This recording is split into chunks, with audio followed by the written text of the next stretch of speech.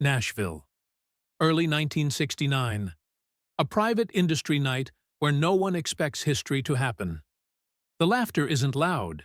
It doesn't need to be. A sentence drifts across the table, casual enough to sound harmless. Johnny Cash is too dark. People are tired of prisons, sinners, guilt. That sound doesn't have a future. A few heads nod. No outrage, no resistance. Because this isn't a joke. It's a verdict. Elvis Presley has barely spoken all evening. He doesn't argue. He doesn't raise his voice. He simply pushes his chair back. And in that quiet moment, before anyone realizes what they're hearing, Elvis says something that freezes the room, not because it's loud, but because it's true. Words that will quietly rearrange power in that room. Words that will decide whether Johnny Cash disappears or survives the decade. But to understand why Elvis's voice carried that kind of weight, you have to go back. Back before fame. Before verdicts. Back to a narrow hallway in Memphis, when both men were still learning how much truth the world would allow them to sing. Let us know where you're watching from, and we hope you enjoy the story. Memphis, mid-1950s, had a way of sounding quieter indoors than it did on the streets. At Sun Records, the walls were thin, the hallway narrower than it should have been, and every footstep carried like a confession. You could hear ambition there. You could also hear fear. They didn't sound the same, but they lived close together. Elvis Presley moved through that corridor with a strange mix of certainty and hesitation. His records were starting to travel farther than he had ever been. Radio stations that once ignored Sam Phillips's calls were suddenly asking questions. His name was being pronounced carefully now, like something fragile that might break if said too loudly. Success hadn't arrived yet, but it had announced itself. Johnny Cash walked the same hallway with different baggage. No entourage, no jokes to soften the air. He carried songs that didn't try to charm anyone. Songs about cells with bars, about men who knew what they'd done and couldn't undo it. Songs that ended without forgiveness. When he played them, the room didn't lean forward. It stiffened. Executives noticed that difference immediately. They smiled at Elvis with their eyes. They listened to Johnny with their arms crossed. Behind closed doors, the words were chosen carefully. Not for mass appeal. Too heavy for daytime. People don't want to be reminded of that. No one said the word dark out loud yet. They didn't need to. It sat in the room anyway, uninvited. Elvis heard it all. Not because anyone told him directly, but because he was already learning how silence worked in that building. Who stopped talking when he walked in? Who waited until he left? He didn't interrupt. He watched. He recognized something uncomfortably familiar in the way Cash was received. The same unease people once had around him before the sales numbers started to talk louder than he could.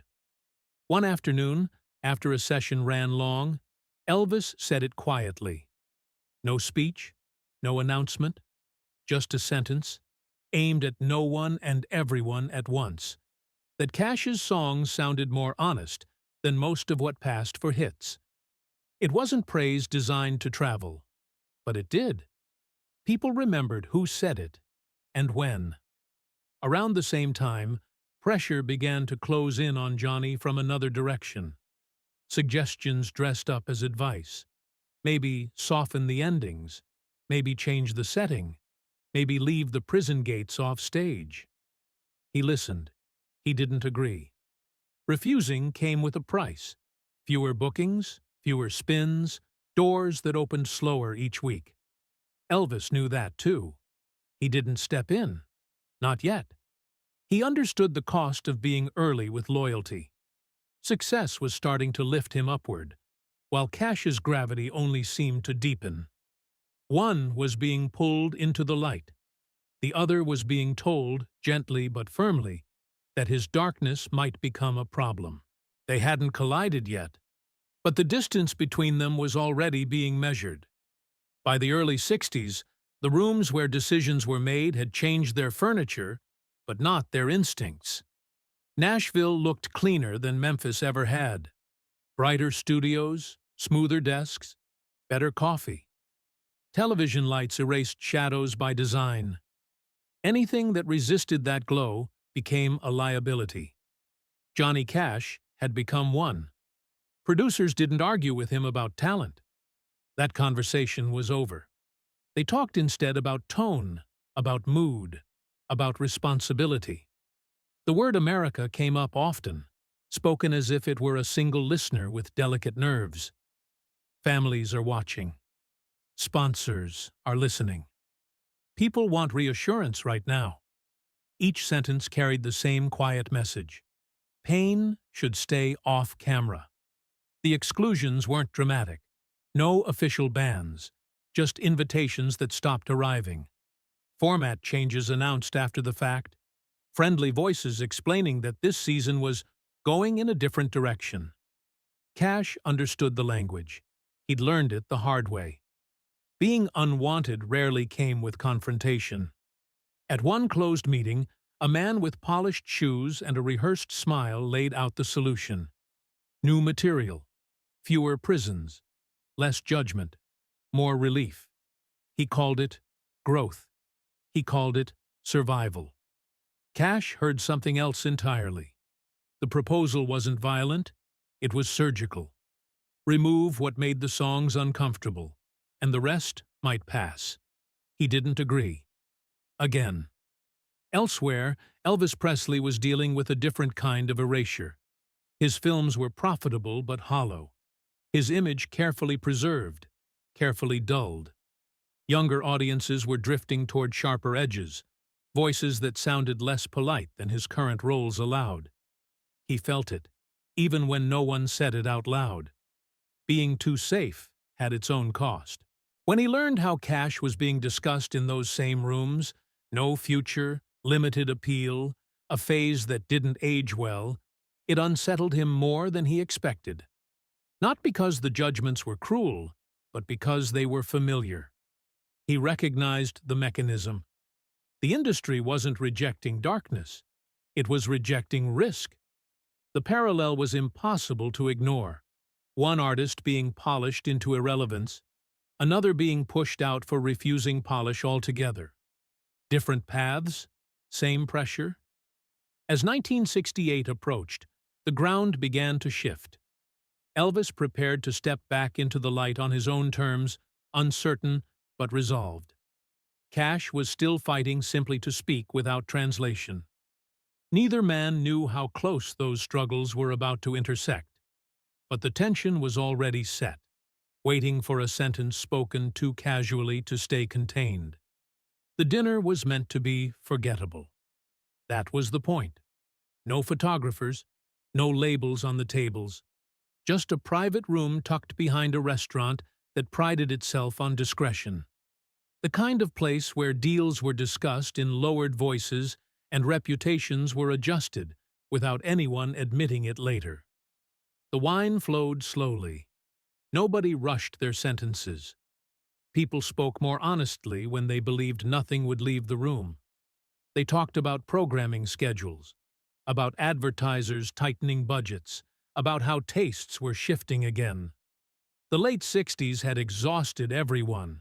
Optimism was expensive now. Caution sounded intelligent.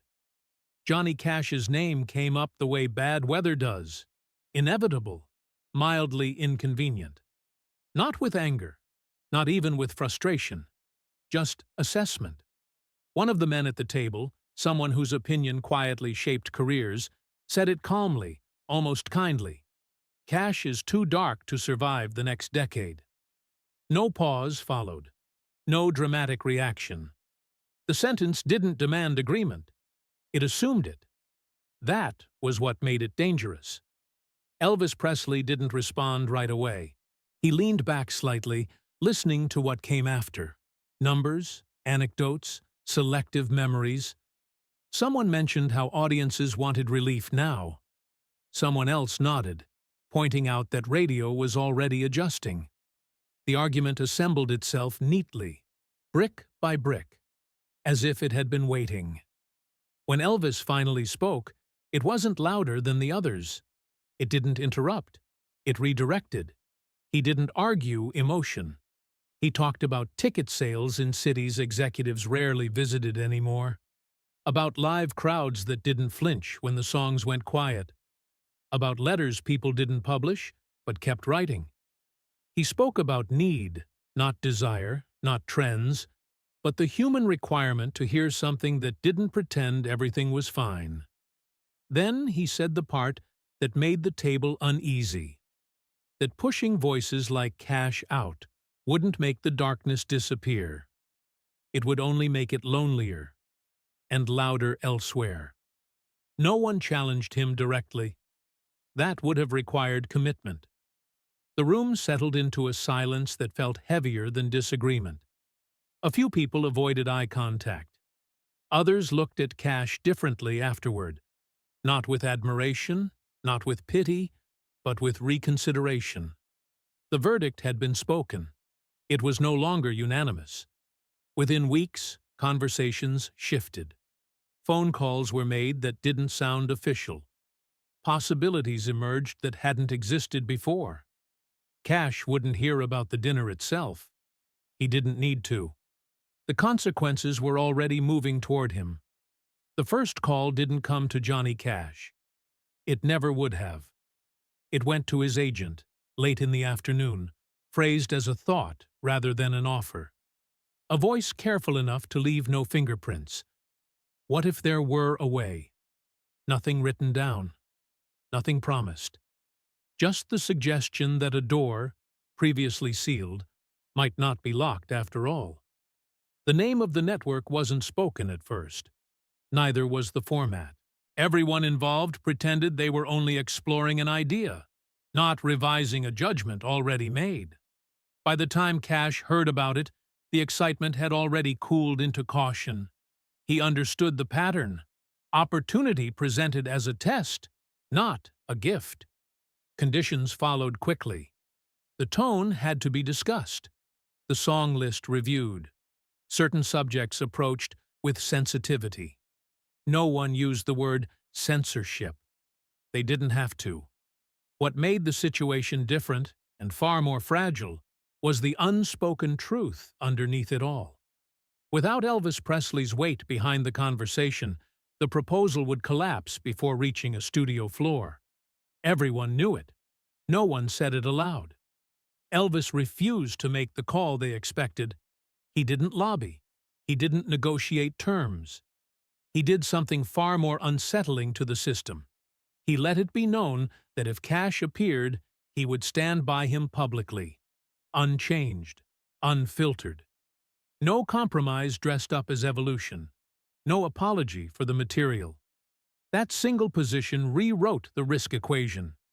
Producers found themselves trapped between two futures. If the show failed, Cash would carry the blame, just as predicted. If it succeeded, the implication would be harder to bury, that the industry had misjudged its own audience, and that Elvis had seen it first.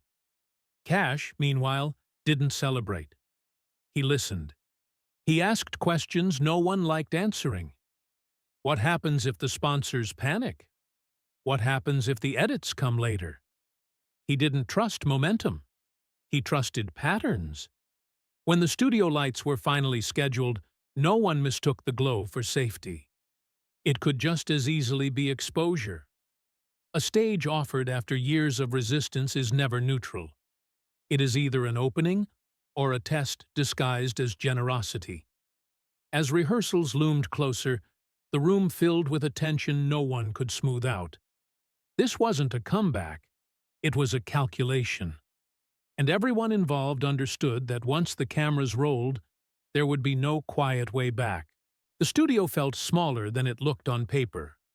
Low ceiling, cables taped down like scars, crew members speaking in voices that stayed just below confident. The Johnny Cash show was minutes from recording, and no one was pretending this was routine. Cash stood off to the side, dressed in black that didn't try to make a statement anymore. It simply was. In his hand, a folded list of songs. The order mattered. The subjects mattered more. Prison walls. Regret that didn't resolve itself. Faith that arrived late, if at all. Every title had already been questioned. Producers circled politely. They didn't argue outright. They suggested. Maybe open with something lighter. Maybe save that song for later in the season. Maybe think about the first-time viewer. Cash listened without nodding. He had agreed to the show. He had not agreed to be edited in advance. What unsettled everyone most was who wasn't there. Elvis Presley was nowhere in the building. No seat reserved. No quiet arrival. His absence pressed harder than a public endorsement ever could. Without him physically present, there would be no shared blame, no borrowed confidence. Whatever happened would land squarely on Cash. When the countdown began, the room changed temperature. Not metaphorically, literally. The heat from the lights mixed with the kind of silence that makes people aware of their own breathing. Cash stepped forward. No introduction softened the moment. No joke prepared the audience. The first notes landed without applause. Not rejection. Attention. It took several seconds for the crew to realize what was happening. The crowd wasn't frozen. They were listening. Leaning in, not back. The words didn't provoke shock. They settled. Lines about confinement didn't feel distant. They felt uncomfortably close. By the second song, something irreversible had happened. Not success, recognition. The kind that doesn't announce itself loudly. Faces stayed serious. No one reached for a drink. The darkness wasn't pushing people away. It was holding them still. After the recording ended, no one rushed to speak. That was the clearest signal.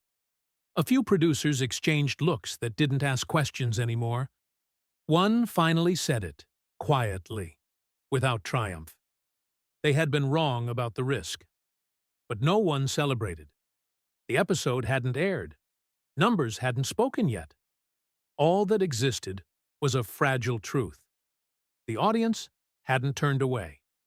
And for the system built on prediction, that uncertainty was more dangerous than failure. The reaction didn't arrive as applause or outrage. It arrived as commentary. Columns began to shift their tone by a few degrees. Nothing overt. No headlines declaring betrayal. Just phrasing that carried implication. Elvis Presley, some suggested, seemed increasingly out of step. Too loyal to old instincts. Too willing to attach himself to artists the industry had already classified as complicated. The language was careful enough to deny hostility, sharp enough to land. Behind closed doors, it sounded different. A trusted intermediary pulled Elvis aside after a meeting and framed it as concern. He spoke about momentum, about timing, about how easily a reputation could tilt if associated with the wrong battles. "You've worked hard to get back where you are," he said gently. "There's no need to take on other people's fights." Elvis understood the warning. It wasn't dramatic. It didn't need to be. Power rarely raised its voice. He didn't respond publicly. He didn't defend his choices in interviews. He did something less satisfying for those watching closely. He stayed consistent. He kept showing up for the same people. He declined opportunities that came with invisible strings, projects that required silence, where he wasn't willing to offer it. The cost accumulated quietly. There were meetings he was no longer invited to. Doors that opened more slowly than they once had. None of it threatened his livelihood. That wasn't the point. It was a reminder. Support, even indirect, came with a ledger. Johnny Cash learned about this not from headlines, but from overlap, shared contacts, unfinished sentences. Someone mentioned a deal Elvis had passed on. Another hinted at a performance that might have happened if certain associations had been reconsidered. Cash didn't ask for details. He didn't need them. What unsettled him most was the lack of spectacle. Elvis wasn't making a stand. He wasn't building a narrative around sacrifice. He was simply refusing to separate himself from what he believed music was for.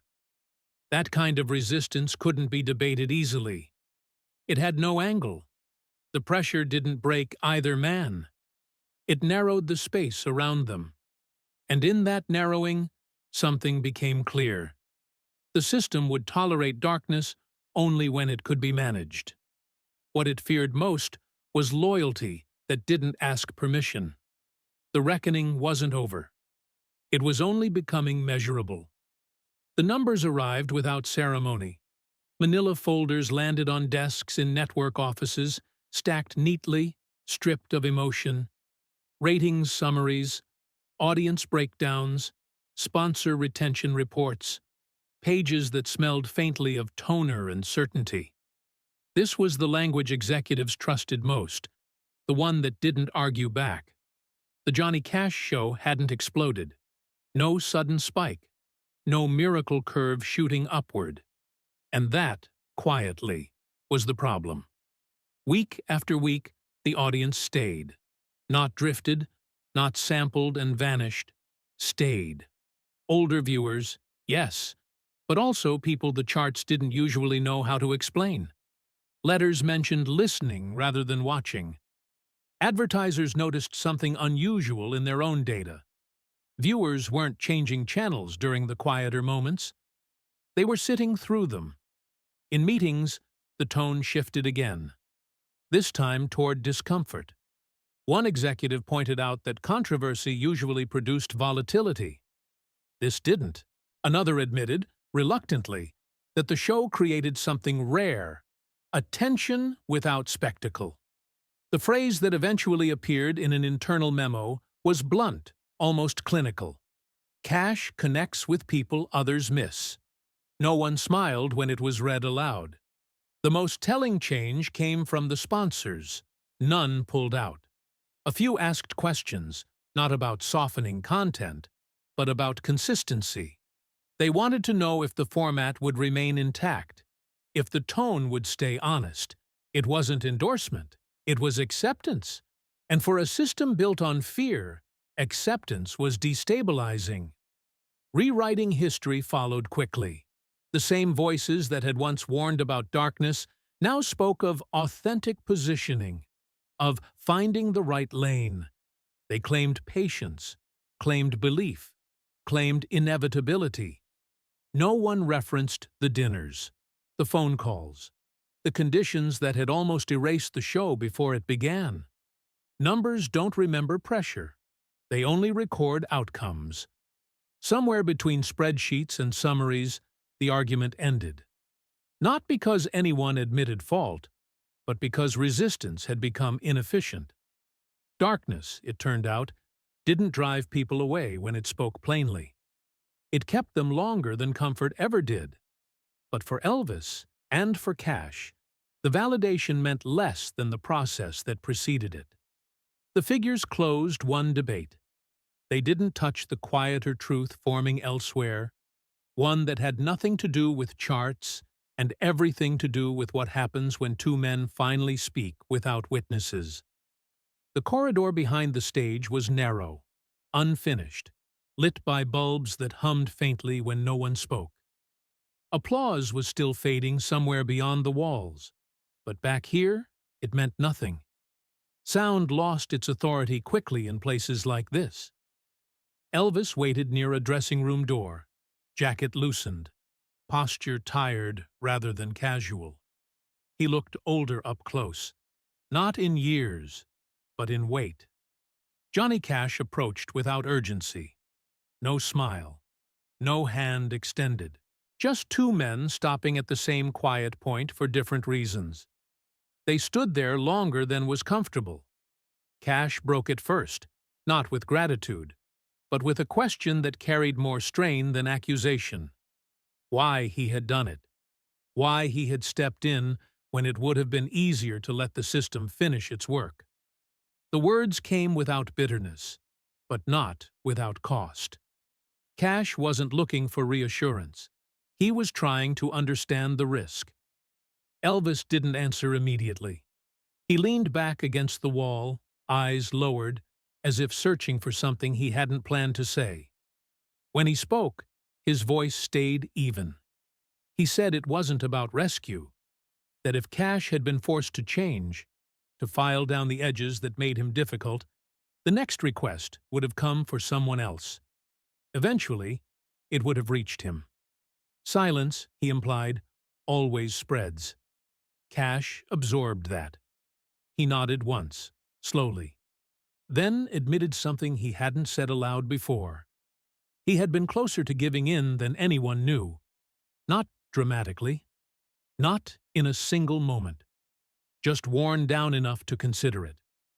The chance to keep going had started to look like permission to disappear quietly. That stopped him. Nothing else followed. No speech.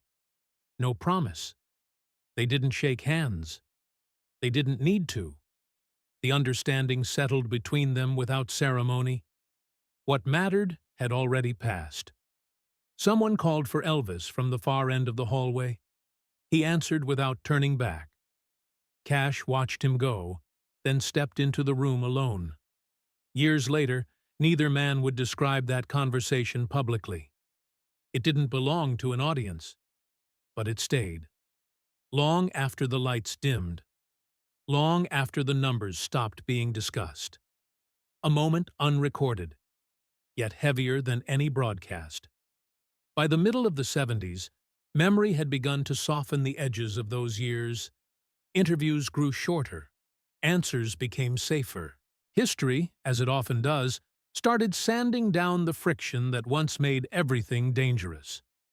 Johnny Cash, older now, spoke about the past with restraint. When asked about turning points, he rarely mentioned television or ratings. He didn't talk about formats or executives or the weeks when everything felt conditional. What returned to him instead was one evening, one corridor, one sentence spoken without witnesses. A moment that never made the papers, yet changed the direction of his resolve. Elvis Presley, meanwhile, was increasingly described as something finished. A chapter closed. Commentators spoke about eras, about influence already given, about a man whose greatest work belonged behind him. The language was polite, final, but it missed something essential. The artists Elvis had quietly stood beside did not fade with him. They continued, sometimes uncomfortably, sometimes against the grain, saying things that refused to fit cleanly into trends. They carried forward an idea that never appeared in press releases, that music didn't exist to reassure power, only to tell the truth as plainly as possible. With distance, it became clear what had really been defended years earlier. Not a career, not a show, but the right to remain unaltered when alteration was offered as mercy. Elvis had recognized that threat early, not because he was fearless, but because he knew how easily permission turns into erasure. There was no grand resolution, no final vindication delivered with applause, just the quiet evidence of songs left intact, voices allowed to remain rough, audiences trusted with honesty. In the end, the story didn't belong to a spotlight. It settled instead into something more lasting. The silence after a song no one was forced to rewrite. A silence that lingered, not empty, but full of what had finally been allowed to stay.